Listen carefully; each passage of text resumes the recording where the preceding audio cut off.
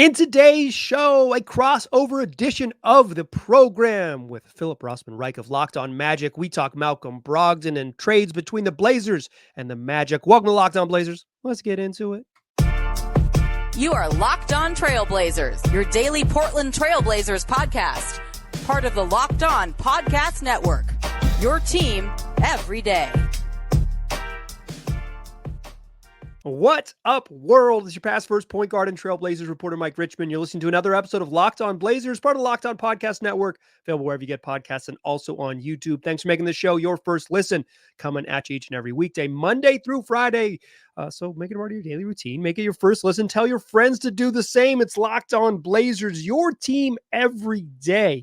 Today's show, it is a crossover edition of the episode talking all things trades and specifically Malcolm Brogdon with Phillip Rossman-Reich, the host of Locked On Magic. So let's get into it. And this is our first stop, at least on Locked On Magic, on our trade deadline tour. I'm joined by our good friend from Locked On Blazers, Mike Richmond. Mike, promise me I won't get in trouble because the last time we had trade discussions, I got in a little bit of trouble. Well, last time we had trade discussions, you didn't want to trade Wendell Carter Jr., but you were okay with trading Franz Wagner for Damian Lillard, of course. But this time, I'm good. I'll still go for it or whatever. But I will try not to get you in trouble with your listeners as much, because I know that you trading Franz in a fake trade on a podcast in August got you in hot water. So and I tried to I'm bad at trades. I will fully admit this. The purpose of this is not to construct a trade or pitch fake trades, but we want to start, we're 3 weeks away from the trade deadline. The match, I like to think of it better as we're 8 games, or at least we're recording this Monday afternoon, 8 games away from the trade deadline. By the time this airs, we will be 7 games away from the trade deadline. The clock is clearly ticking. And at least from the Magic perspective, we're in a different place than we were back in July. I mean, I think back in June, like when we last talked, we were talking a little bit about maybe the Magic moving up, using 6 and 11 to get to 2 or get to 3 and discussing some of those. And of course, I had to ask about Damian Lillard because it'd be irresponsible if I didn't. The Magic then, we thought that they were a team that could sneak into the playoffs and be a team that could be around that area. Portland, I think, was still maybe trying to see if they could salvage the Damian Lillard experiment and but the Damian Lillard legacy and try and keep him. Our teams are obviously in very different places now. The Magic are sitting in prime playoff position, and the Blazers are starting to rebuild. It is a different space that these two teams are coming from, and obviously that Damian Lillard trade has set everything up. Before we get into kind of the specific targets the Magic might be looking at, where do you feel Portland is at in this first year of a rebuild, which is always the toughest because you're just kind of dealing with the wreckage that first year? Yeah, that's the thing is it's like they're bottom 5 in offense and defense right now. They're just a bad basketball team, but this is the path they chose, right? And so it's like every night it can feel like, man, this team stinks, but it's like they wanted to be here in a lot of ways. I think it's a little bit frustrating for fans because Scoot Henderson just hasn't been very good. He's 19 and he plays like a 19-year-old. I'm still fairly confident that he ends up being a pretty good NBA player, but he has not been that yet, and that's just undeniable. They have a roster imbalance with probably one too many guards, which is why they have to trade Malcolm Brogdon and perhaps to the city beautiful where he belongs. But they when you're launching these rebuilds, it's like about data collection, and they've had some injuries that have limited like how much data they can collect, and they've kind of struggled a little bit. So I don't think they're in like sell-off mode, right? Because they already did that the last couple seasons to get where they are. They would just like to maybe get rid of one veteran, specifically Malcolm Brogdon. I don't think they're interested in trading Jeremy Grant from all the reports out there, although they would for the Franz Wagner offer, no prob. That was me shaking my head for those on the audio podcast. Yeah, but I think they would like to continue to stockpile assets and get a little bit better and make gradual steps, because when you're a bad team, what's really important is that at each cycle, the trade deadline, the offseason, et cetera, that you get a little bit incrementally better, that you improve your standing. So they need assets that can improve their standing, whether that's a draft picks, juicy draft picks, or young veterans that can be part of their core moving forward. Can I ask you, are the Magic inclined to like go for it? I don't think that they're ahead of schedule necessarily. I think they thought that they're 8th in the East, right? As we're recording they're 8th in the East. And as we're recording this, they're 8th in the East. Yeah. Right. So I think if you thought, hey, this is like a play-in kind of team, they're right there in the play-in. They certainly have a chance to move up, and they're talented, and they look like they're on the graph's heading up. But is there pressure in Orlando for them to avoid the play-in, to be a top 6 team in the East and all those things? Like, are they going to try to move up? So I think a lot of fans want them to do that. And I'm doing this trade deadline tour. I am planning to talk about some all-in guys, and we'll talk maybe about one all-in guy later on because there's at least one that Magic fans are interested in. But my sense has always been that this season's still not about this season. Like, this season is about making the play-in tournament, about making the postseason, playing some meaningful games, getting that kind of experience. But it's still about setting up the next 2 to 3 years. Like, they want to make a trade that makes them better now. And I don't think they do a trade that doesn't make them better now, but they're not doing a trade that's not going to help them next year and the year after, if that makes sense. It's still about building this team for the long term because, making the play-in tournament, whatever this year. Like, they are what they are. They still, I think, honestly, like, I've been telling people this, the Magic need to get into a 7-game series and get their butts kicked. Like, Paolo Banchero and Franz Wagner are very good. Yep. They don't even know what they need to work on. And the team doesn't even really know what they need until they face Boston and see how Boston squeezes the life out of them. Like, they need to get beat up a little bit. And not that I would love for them to make the 4-5 game. I'd love for them to be in a competitive series and potentially win that series. They give Boston matchup problems. They've given Milwaukee some problems in the past before. It's not that Orlando can't compete, but it's very much, you don't know what you need because you've never done this before. And so I get the sense that there's 2 things going on here with the Magic. First, this is an extremely young team. Everybody is extremely close to each other. And I think there is some, at least, internal concern about breaking this team up in some way. Like, Markelle Fultz is going to be a free agent this summer. He's probably not the point guard. He's playing better now that he's he's getting healthy, getting back into rhythm, but he's probably not the point guard they need because of his shooting issues. But he's also immensely respected in the locker room. And so, are you going to trade him? Are you going to, the logic tells you, if you don't plan on re-signing him, get something for him. Yeah. But is this team able to kind of take that hit where they're losing? It's one thing if you're trading Terrence Ross, who's, a nice veteran, but a guy that everyone knew was kind of on the way out. Like, he made it pretty clear he wanted on the way out. It's one thing to trade that guy. It's another thing to trade another 20-something-year-old who's, been kind of the team leader and best friend for a lot of guys along the way. I think it's easier to make those decisions in the summer. At the same time, Orlando does have to keep up with the Joneses a little bit. I've also been noting that, Philadelphia, Milwaukee, Boston are your top 3 in the East. You're eventually going to have to break through to those teams. But you also got to beat the Clevelands. You also got to beat Indiana now with Pascal Siakam. You've got to beat New York with OG Anunoby. You got to climb over those teams too. And so what the Magic have is enough to make the play-in. Is it enough to be the 4 seed, to be knocking on the door of that? And some of that is, okay, we got to let Paolo and Franz naturally get better. Those are 2 very, very young players who are still figuring this league out. And the other part of it is, how do we figure out what we need? And again, I think that's why I wanted to come to you first on this story, because Malcolm Brogdon is a guy that I've been mildly. Okay, let's get into it. Let's talk about Malcolm Brogdon coming home, baby. Let's talk about Malcolm Brogdon. Today's show is brought to you by PrizePicks. It's daily fantasy made easy. Here's how it works. You pick an entry between 2 and 6 players, and it's just you versus the PrizePicks projections. It's every sport you can think of. So I play the NBA, but during the NFL playoffs, you can roll along with the NFL. You can play the NHL during hockey season, and it's just you versus the stat projection set by PrizePicks. No sharks, no field, just you versus the numbers. So PrizePicks sets more values, stat line projections for things like points and rebounds and assists, and you say more or less than those numbers. And when you win, you get your money quickly, safe and fast withdrawals. So go check it out, prizepicks.com/LockedOnNBA, and use the promo code LockedOnNBA, and they'll match your first deposit up to $100. That's prizepicks.com/LockedOnNBA, and you get a dollar for dollar deposit match up to $100 when you use the promo code LockedOnNBA. It's PrizePicks, daily fantasy made easy.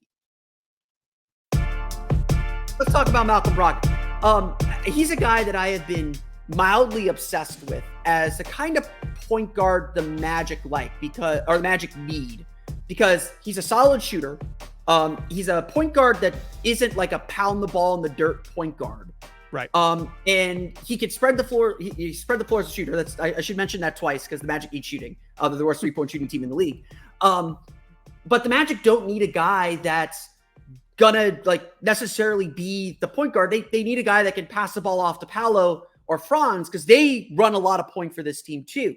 So let's start here. You've had half a season now with Malcolm Brogdon. What have been your impressions of how he's played?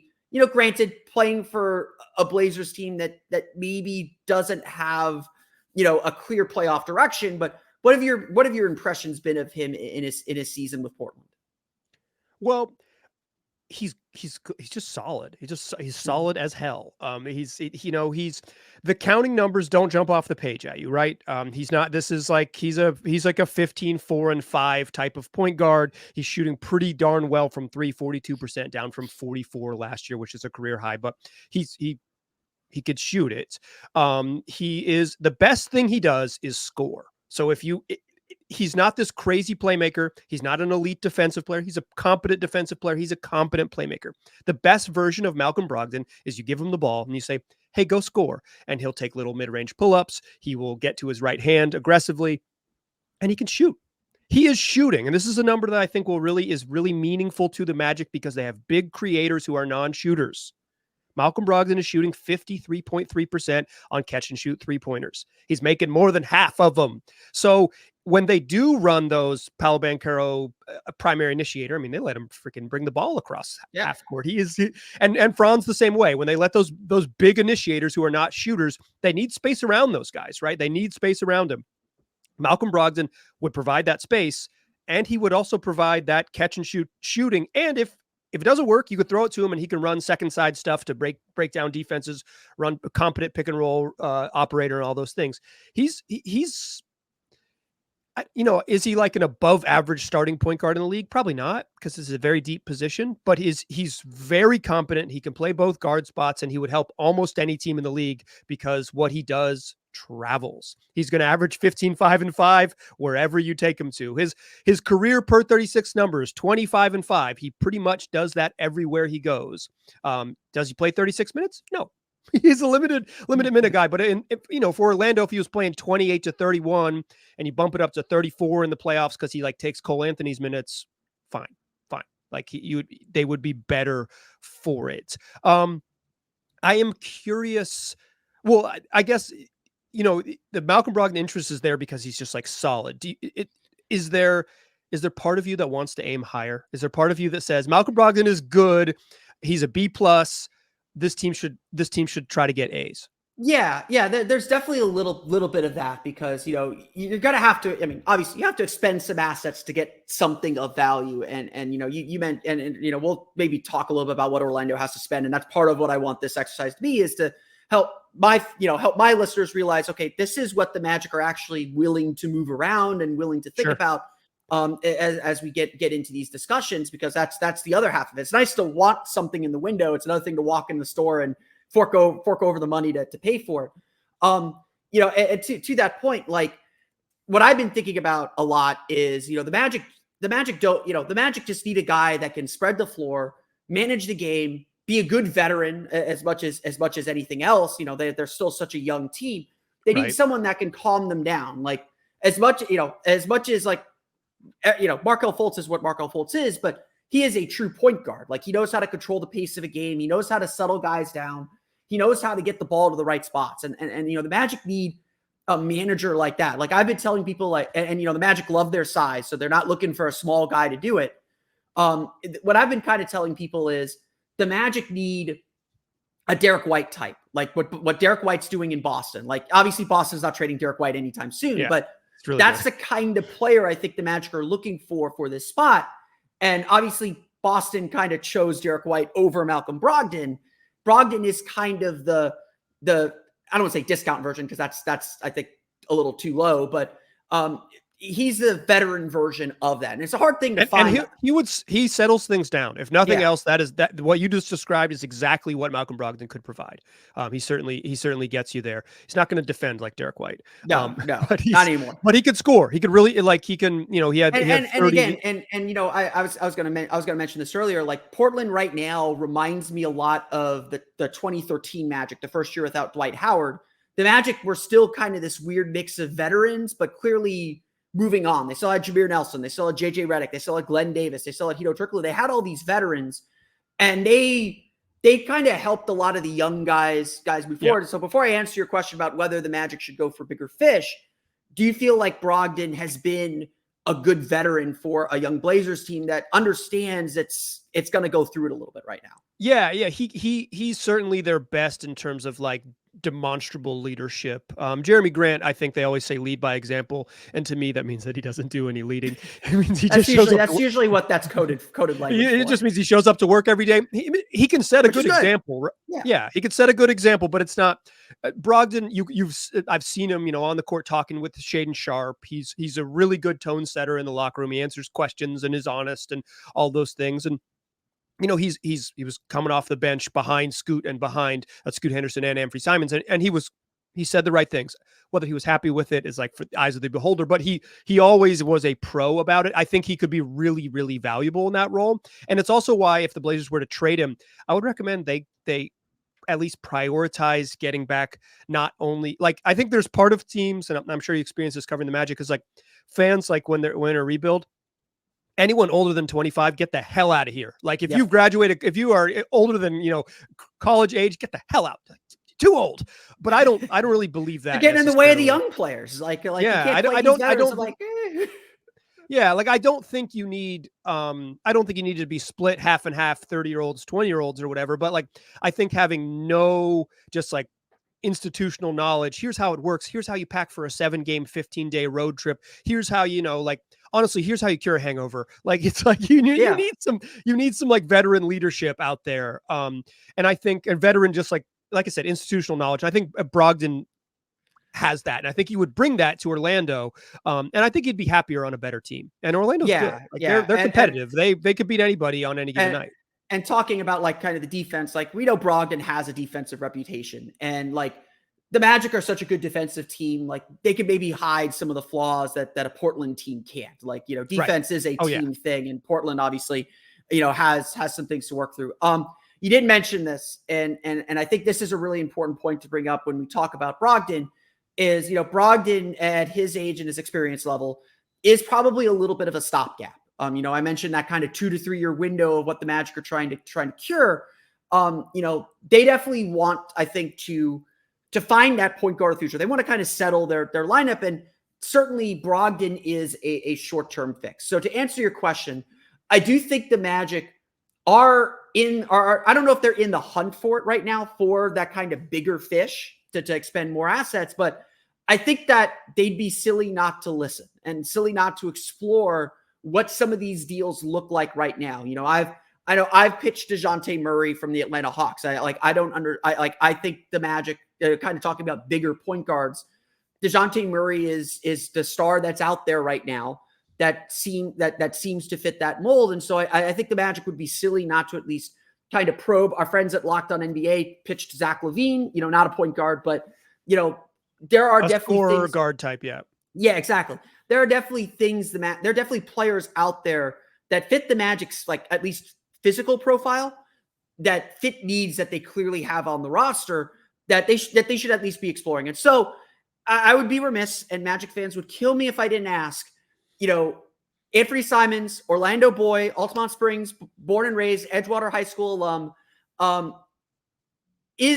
my sense is Portland has no interest in dealing him. Like, he's kind of, until Scoot figures things out, he's kind of their guy. is Simons someone that the Blazers are exploring trading, or what's his status with the team right now? So eventually they're going to have to make a choice. Like you said, we got Scoot Henderson. They have Shaedon Sharpe. They've got Anthony Simons.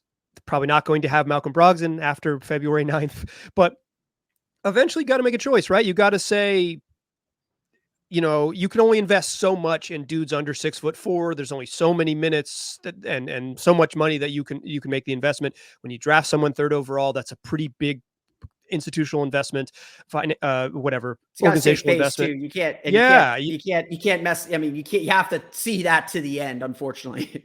Yeah, it's a decade-long investment, and if it doesn't work out, then you're in a whole nother spot, and you're trading Marco Fultz to the Magic, and it's a whole thing. But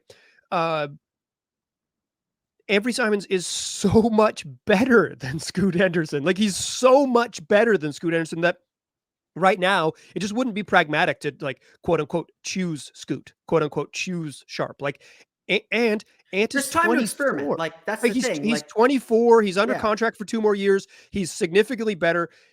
You need to figure out what you have in the young guards before you make a decision. It does seem like organizationally they eventually have to trade Anthony Simons because of what they've done behind him.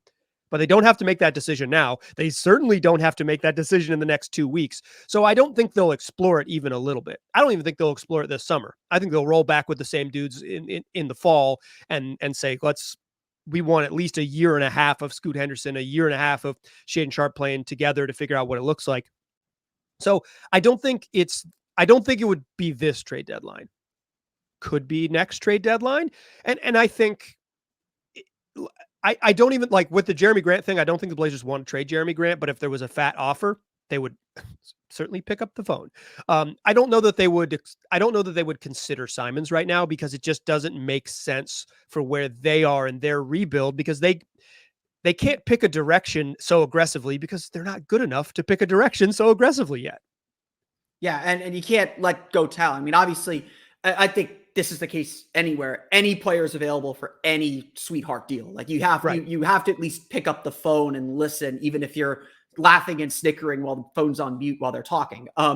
Like, you have to at least explore everything that's out there as you're trying to determine your direction. Trust me, I've had a lot of experience in that. But yeah, I mean, I agree. Like, obviously there's a nostalgia or a homecoming bit with Simons here in Orlando. Orlando needs scoring. They need kind of dynamic scorers. They need someone besides Paolo and Franz that can more consistently have big games. Because just so much attention is put on Paolo and Franz. And I think that's something the Magic are going to have to look for here. Look for players that are just more dynamic and can expand and contract their roles as needed. And, that's why I think Brogdon is an interesting option. I think that's something the Magic are going to be looking for. Let's close out here then with kind of can I pitch you a fake trade? Pitch me a fake trade. Today's show is brought to you by FanDuel, America's #1 sportsbook and official partner of the NFL, and they want to give you some free money to play with. So go to FanDuel.com/lockedon and make any $5 bet. That's any bet for $5 on whatever you're looking to bet on. $5, and you get $150 of bonus bets to play with, win or lose. So get in there and then win, lose, however it goes down for you. You could bet on whatever you want to after that, like live betting games, player props, crazy parlays that you cook up, futures bets on whatever you're looking for. And it's all going to be on FanDuel.com/lockedon. That's FanDuel.com/lockedon. FanDuel, an official partner of the NFL. Okay. Pitch me a fake trade. You're better at offering trades than I am, apparently. Oh. Or maybe not. We'll find out. The listeners are going to come find me. No, I think this is relatively. Twitter account's right over there. But it's like, I'm not going to check it. Don't worry. My pitch involves no draft picks. So there's something juicy for you. No draft picks. Okay. Malcolm Brogdon and Blazers 4th-year center Moses Brown, currently out with a wrist injury, but that's okay. He's on a minimum deal. We love guys with injuries. Yeah, it's perfect. For Wendell Carter Jr. and Gary Harris. Speaking of guys with injuries, come on down. I am. Markelle Fultz doesn't do it for the Blazers. Like, what's his value? The expiring contract. You'd have to throw in picks. And what does that do for you? Maybe they want the Bulls pick because that team I might don't think suck. we have that Bulls pick anymore. It's gone. Oh, they just used it. Just kidding. That was 6 and 11. Yeah. That was 6 and 11. We got this nice heavily protected Denver pick. Yeah, heavily protected bowl pick or whatever it is.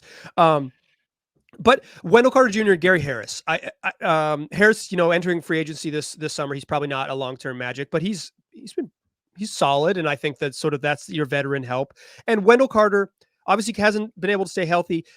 With from my perspective, Goga Bitadze is somehow really good. He's somehow a really effective NBA center. Obviously, Mo Wagner's playing, so it's like Wendell's probably better than those two dudes at his best version of himself, but I don't think he's been that. And he's got this really sweetheart contract. It's like a great deal.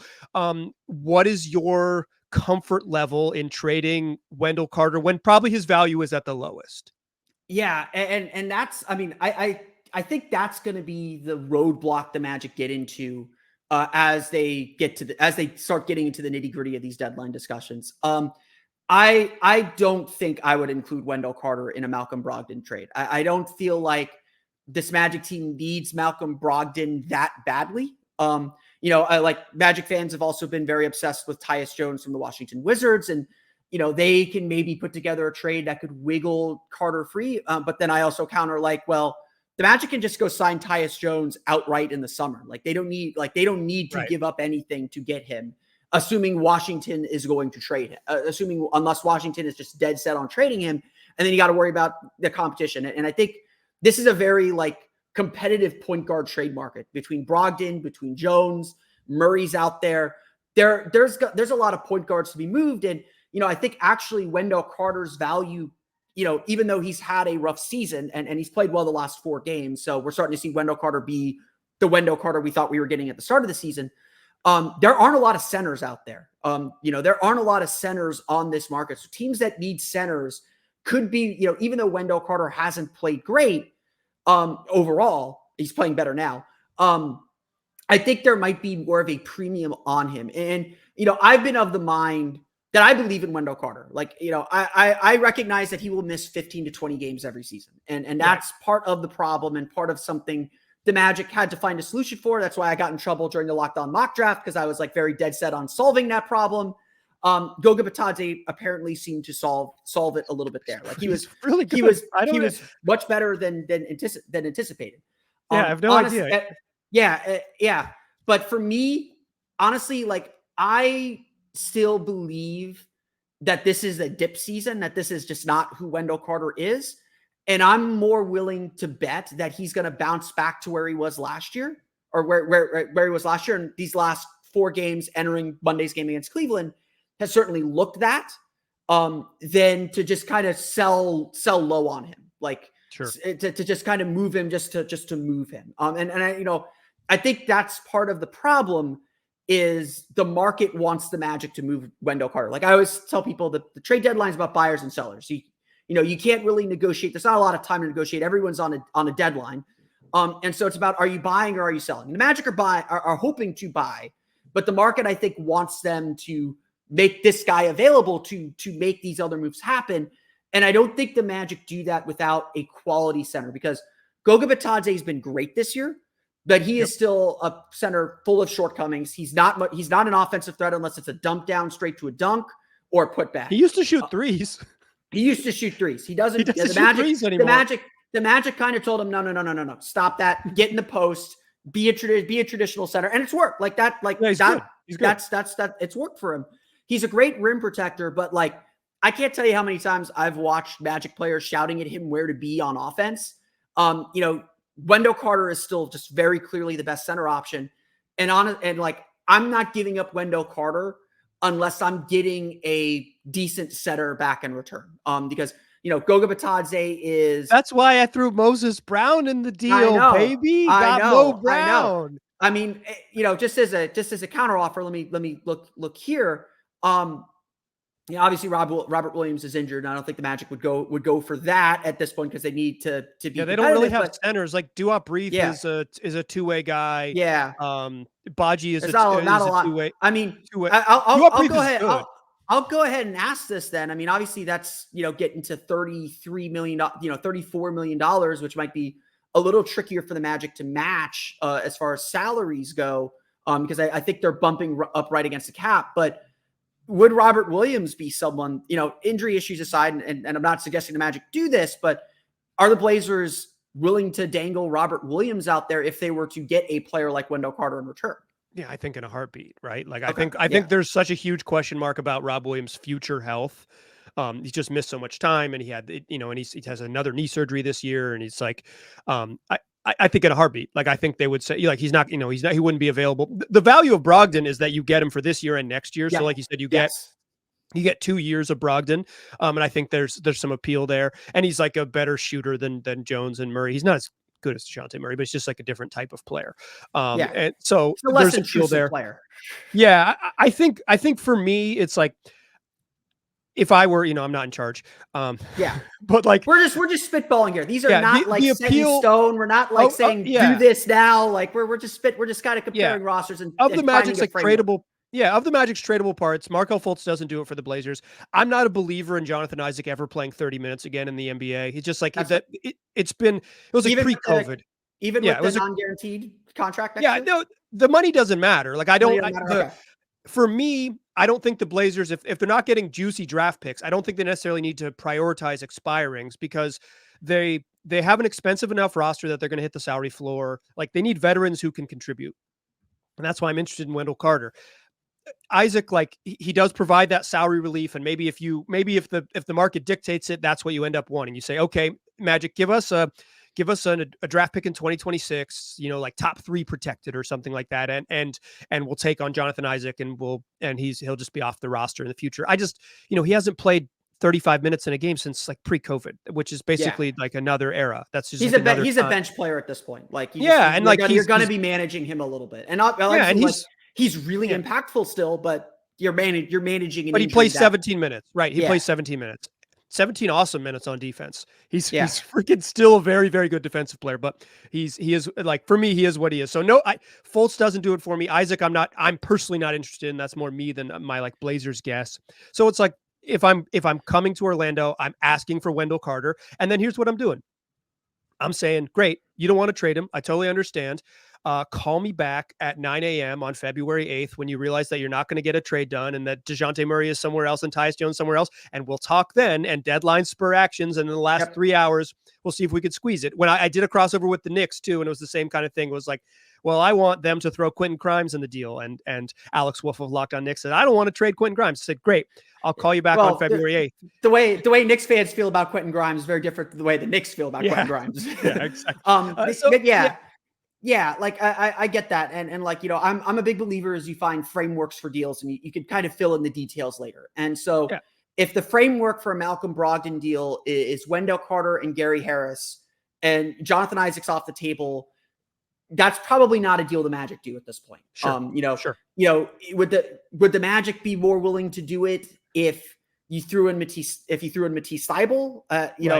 Like maybe, probably not, because I don't know if they're comfortable going into the offseason with just that big question at center. Goga Bitadze and Mo Wagner can hold the fort down, but you're then very, very thin at center should one of them get hurt or should one of them have issues.